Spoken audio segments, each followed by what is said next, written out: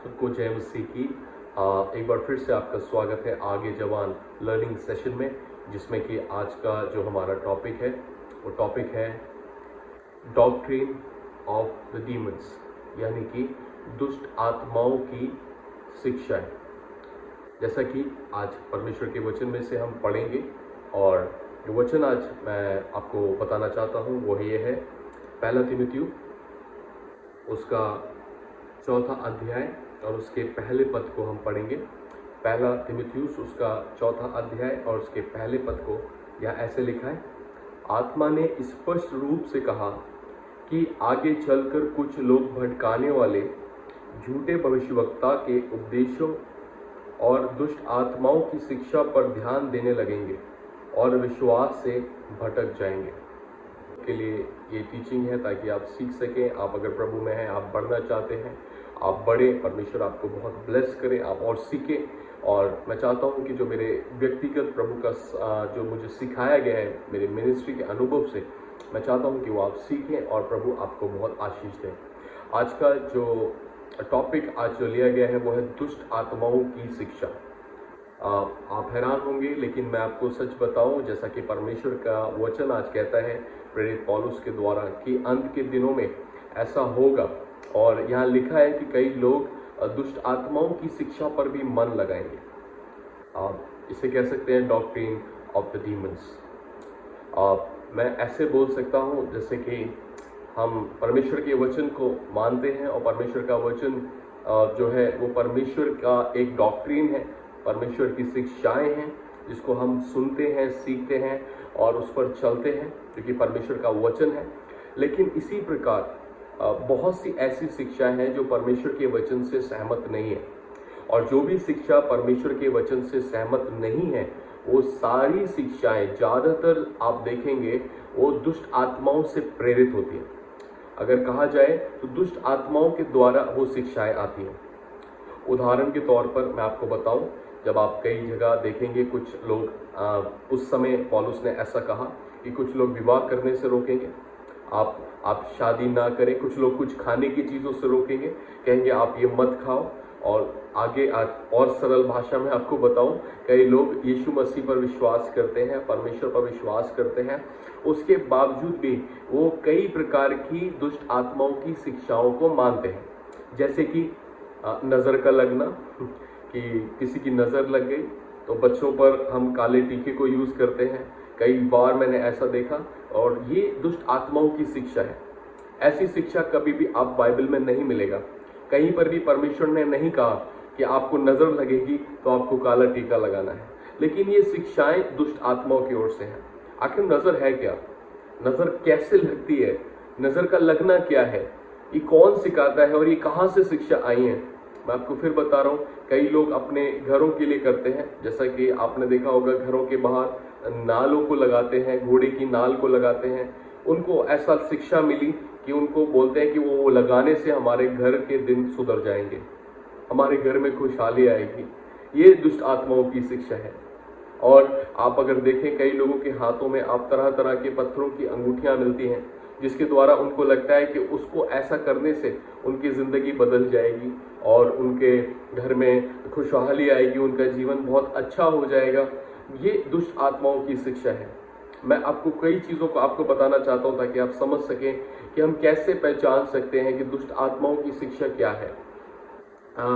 एक और जो चीज़ है जो परमेश्वर के वचन से मैं आपको बताना चाहता हूँ, कई बार ऐसा होता है कि हमें लगता है कि हम परमेश्वर की शिक्षा को मान रहे हैं, हम परमेश्वर के पीछे चल रहे हैं, हम परमेश्वर की बातों को मान रहे हैं। लेकिन कई बार शिक्षा का जो स्रोत होता है, शिक्षा का जो कह सकते हैं ना सोर्स होती है, वो कई बार परमेश्वर के वचन से नहीं होती।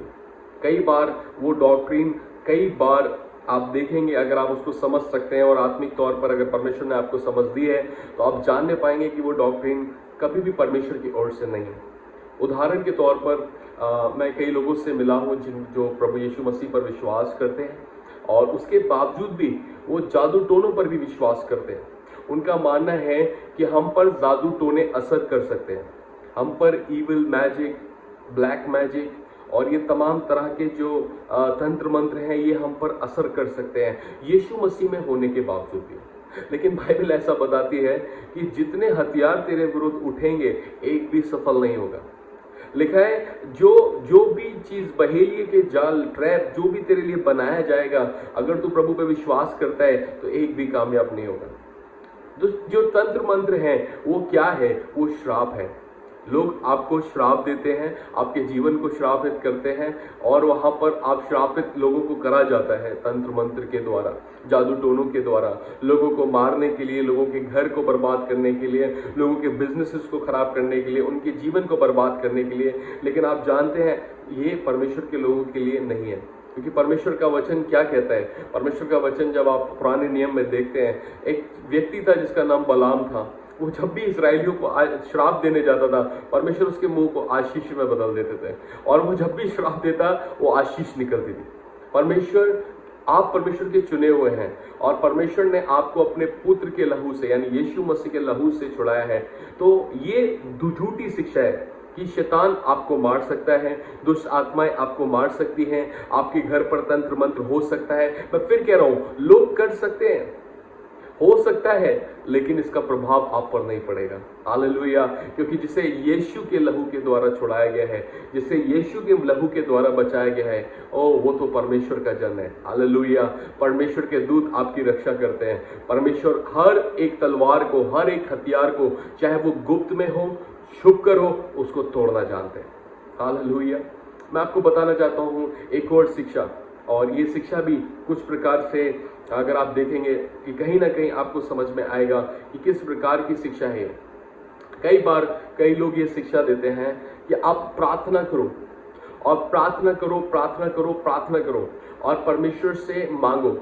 मैं आज आपको एक बात बताना चाहता हूँ। अभी आज के ही दिन मेरे पास एक कॉल आया, और एक कॉल वो बहन का था, एक सिस्टर थी और बड़ी परेशान थी, और आप एक बड़ी मिनिस्ट्री से साथ जुड़ी गई हैं। मैं सच बता रहा हूँ, इंडिया की बहुत बड़ी मिनिस्ट्री है जिससे वो जुड़ी हुई हैं, लेकिन उसके बावजूद भी वो बहुत परेशान और डिप्रेस थी।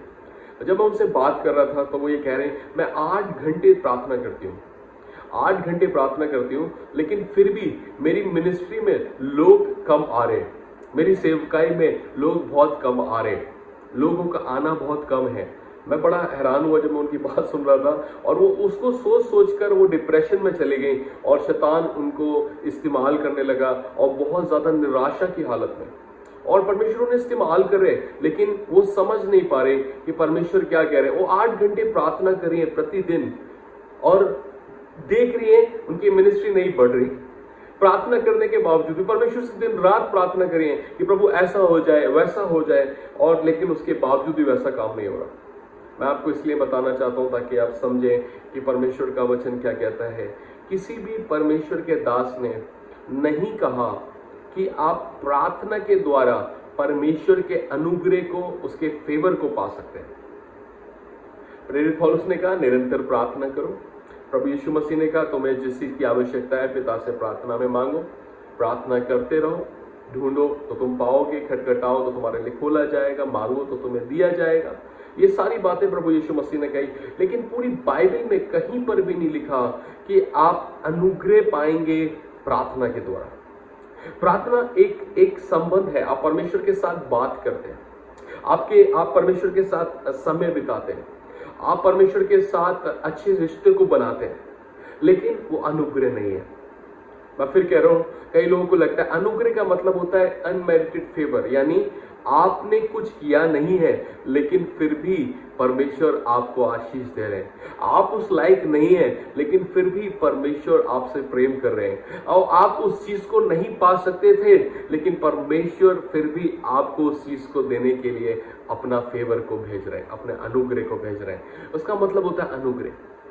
अब मैं आपको कुछ बात बताना चाहता हूं ताकि आप समझ सकें और सीख सकें।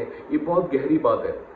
डॉक्ट्रिन फर्क है, कई लोग नहीं समझ पाते, जैसे वो बहन नहीं समझ पाई। वचन क्या कहता है? वचन कहता है अनुग्रह यीशु मसीह में है। हालेलुया। यीशु मसीह में अनुग्रह है। मैं चाहता हूं आप कुछ वर्ड्स को मैं आपके सामने पढ़ूंगा। जो अनुग्रह है उसे हम कमा नहीं सकते, वो हमारे कर्मों से हम उसे हासिल नहीं कर सकते। चाहे मैं कितने दिन उपवास कराऊं, कितने दिन उपवास रखूं, अनुग्रह नहीं आएगा। आप अनुग्रह को समझिए। उपवास करता हूं, मैं अपनी बॉडी को डिसिप्लिन करता हूं, कुछ विषयों के लिए मैं प्रार्थना करता हूं, लेकिन जो ग्रेस है, ग्रेस नहीं आता। ग्रेस आएगा तो केवल यीशु मसीह पर विश्वास करने से। ग्रेस आएगा केवल यीशु मसीह पर विश्वास करने से और उसकी तरफ देखने से। हालेलुया। अनुग्रह परमेश्वर का किसके द्वारा मिलता है? मैं चाहता हूं आप उसको समझे, है ना। Grace comes through Jesus Christ. मैं चाहता हूं कि आप इसको पढ़ें और सीखें। मैं बाइबल की वर्सेस को, मैं कुछ बाइबल की वर्सेस को आपके सामने पढ़ूंगा और मैं इसे डिस्क्रिप्शन में भी डालूंगा ताकि आप इसका अध्ययन कर सकें और व्यक्तिगत तौर पर इसे पढ़ सकें।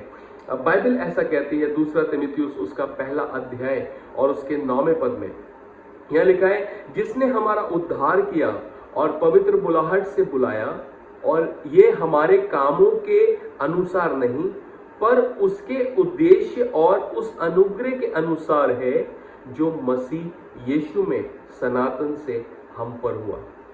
हमारे कामों के द्वारा नहीं है। अगर हमारा उद्धार हुआ है, हम बचाए गए, हमारे काम इतने अच्छे नहीं थे, ये तो यीशु मसीह के अनुग्रह के द्वारा हुआ। हालेलुया। अनुग्रह यानी मैं उस योग्य नहीं हूं, मेरे जीवन पर प्रभु का अनुग्रह हुआ। हालेलुया। यीशु मसीह के द्वारा लिखा है, सनातन से यीशु मसीह के द्वारा आप पर और हम पर अनुग्रह हुआ है। हालेलुया। अगर आप चाहते हैं कुछ चीजों को बदलता हुआ देखना, अगर आप चाहते हैं कुछ चीजों को अपनी ताकत से नहीं, परमेश्वर के अनुग्रह से बदलता हुआ, मैं फिर कह रहा हूं, कई बार हमें लगता है हम खुद अपनी ताकत से चीजों को कर लेंगे। जब मैं उन सिस्टर से बात कर रहा था तो उन्होंने कहा, मैंने बहुत कोशिश करी, बहुत मेहनत करी कि मेरी मिनिस्ट्री में कई लोग आ जाएं, मेरी मिनिस्ट्री से कई लोग जुड़ जाएं, मेरी मिनिस्ट्री में बहुत लोग आए, लेकिन वो ये कह रही थी कि मैं निराश हो गई। और मैंने परमेश्वर से कहा कि परमेश्वर, मेरे अंदर अब इतनी ताकत नहीं कि मैं उसे कर सकूं। और वहां पर परमेश्वर ने उन्हें ऊंट दिखाया, दर्शन में एक ऊंट को दिखाया, और ऊंट दर्शाता है, ऊंट अगर आप देखेंगे तो ऊंट आत्मिक तौर पर दर्शाता है कि जो काम आपसे नहीं हो सकते, परमेश्वर उसे कर सकते हैं। तो परमेश्वर पर भरोसा करो। हालेलुया। तो मैं आपको बताना चाहता हूं, अनुग्रह यीशु मसीह के द्वारा। पहला यूहन्ना उसका 1 अध्याय उसके 16वें पद को हम पढ़ेंगे। यह लिखा है, यूहन्ना उसका 1 अध्याय उसके 16वें पद में लिखा है, क्योंकि उसकी परिपूर्णता में से हम सब ने प्राप्त किया, अर्थात अनुग्रह पर अनुग्रह। हालेलुया। यीशु मसीह की परिपूर्णता में से हम सबको प्राप्त हुआ है अनुग्रह पर अनुग्रह। हालेलुया। मैं फिर कह रहा हूं, कई लोगों को लगता है कि मैं बहुत उपवास करके अनुग्रह को हासिल कर लूंगा। कई लोगों को लगता है मैं बहुत ज्यादा प्रार्थना करके मैं अनुग्रह को हासिल कर लूंगा। मैं प्रार्थना के विरोध में नहीं हूं। प्रार्थना आपको करनी है, परमेश्वर से संबंध आपको बनाना है, उसके साथ बात आपको करनी है, उनके साथ आपको अपनी बातों को रखना है जो आप चाहते हैं। लेकिन मैं बात कर रहा हूं अनुग्रह की, और अनुग्रह वो है जो परमेश्वर आपके जीवन के लिए करते हैं। हालेलुया। जिसके आप योग्य नहीं है, जिसके हम योग्य नहीं है। कई बार ऐसी घटनाएं होती हैं, अब वो सिस्टर को लगता है कि सेवकाई वो खुद कर सकती है। हालेलुया। इसलिए वो बहुत प्रयास कर रही हैं, बहुत संघर्ष कर रही हैं, लेकिन परमेश्वर कह रहे हैं, तू नहीं कर सकती, मैं करूंगा, मेरा अनुग्रह तेरे लिए काफी है। हालेलुया। मैं बार बार आपको ये बताना चाहता हूं, प्रेरित पौलुस को परमेश्वर ने सिखाया, तेरी खुद की ताकत नहीं, तेरे खुद का बल नहीं, मेरा अनुग्रह तेरे लिए काफी है। हालेलुया। मैं अनुग्रह करूंगा तो तू सामर्थ्य हो जाएगा, मैं अनुग्रह करूंगा तू वो काम करेगा जो अद्भुत है, अद्भुत है, कोई कल्पना भी नहीं कर सकता। हालेलुया। आगे लिखा है, अगर आप मेरे साथ एक और बाइबल की वचन को मैं पढ़ना चाहता हूं जो प्रेरित पौलुस के द्वारा कहा गया, इफिसियों की पत्री उसका 4 अध्याय और उसके 7वें पद को। यहां लिखा है, क्योंकि उस पर हम में से हर एक को मसीह के दान के परिणाम के अनुसार अनुग्रह मिला है।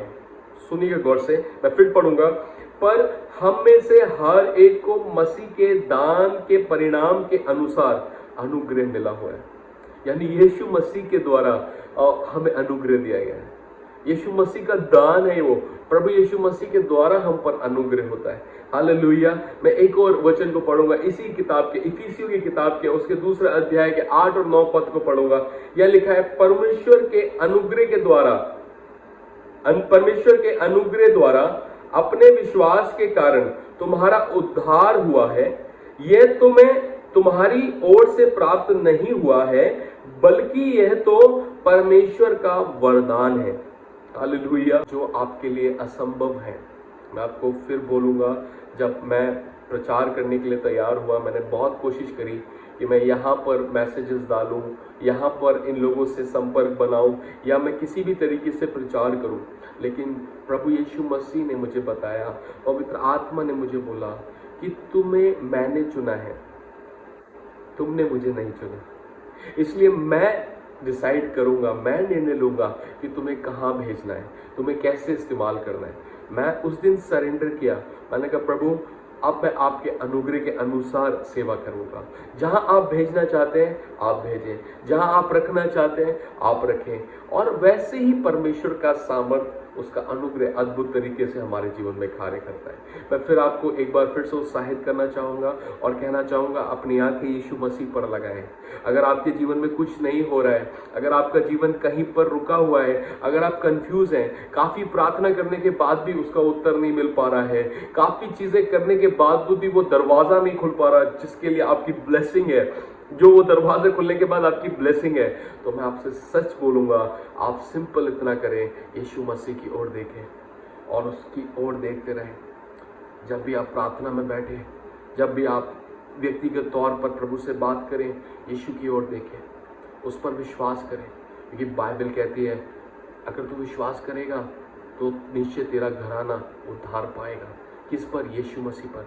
मैं आपको वचन से बताना चाहता हूँ, पूरे वचन में यही बात लिखी है, उद्धार यीशु मसीह के द्वारा है, जीवन यीशु मसीह के द्वारा है, अनंत जीवन यीशु मसीह के द्वारा है। यीशु मसीह के द्वारा ही मुर्दों का जी उठना है। हालेलुया। यीशु मसीह के द्वारा ही लोगों का नया जन्म पाना है। हमें पवित्र आत्मा का दान किसके द्वारा दिया जाता है? यीशु मसीह के द्वारा। और हमें अन्य भाषा का दान, वरदान किसके द्वारा दिए जाते हैं? यीशु मसीह के द्वारा। और सबसे बड़ी बात, और जब परमेश्वर के नजदीकी जब हम आते हैं तो भी हम यीशु मसीह के द्वारा आते हैं। मैं आपको उत्साहित करता हूं और एक बार फिर से आपको सिखाना चाहता हूं, आप ब्लेस हो, आशीषित हो और बढ़ते जाएं। यीशु मसीह के नाम में जय मसीह।